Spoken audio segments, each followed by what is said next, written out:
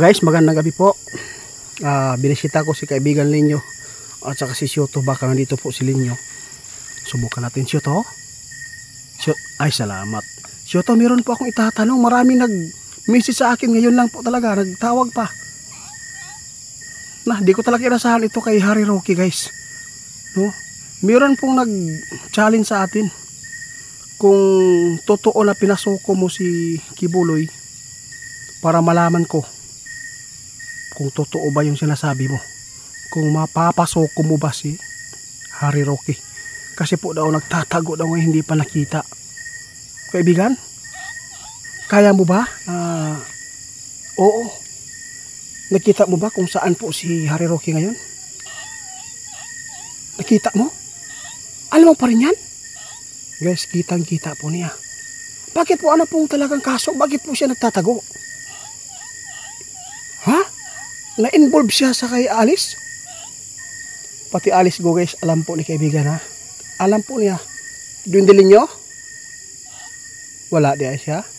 Okay lang. At least nandito ka. Sa lahat po na naghamon sa akin kung totoong pinasoko ko si Kibuloy, sina-challenge po nila tayo, guys, na si Harry Roque daw, kung totoo daw na mayroong duwindi naggabay sa atin, pwede ba daw na pasukuin si Harry Roque sa batas dahil nagtatago ngayon. Anong masasabi po ninyo, kaibigan? Sige po. Ito na ang sabi, guys, ni Shoto. Kung mapapatunayan niya sa inyo na kaya po niya gawin yan, anong gagawin po inyo, kaibigan, para mapasukan mo sa panaginip? Ha?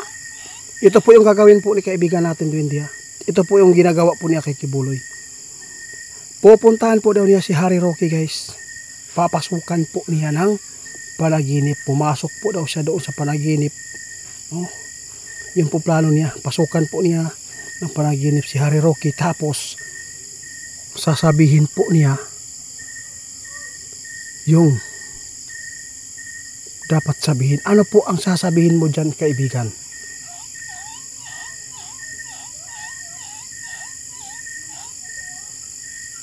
Tapos sige kaibigan. Guys, ito ang sabi ni kaibigan natin Shoto. Kung gusto po ninyo para matapos na ang lahat, para yung paghahamon ninyo, ito ang gagawin po ni kaibigan natin Shoto. Pupuntahan po daw niya si Harry Roque.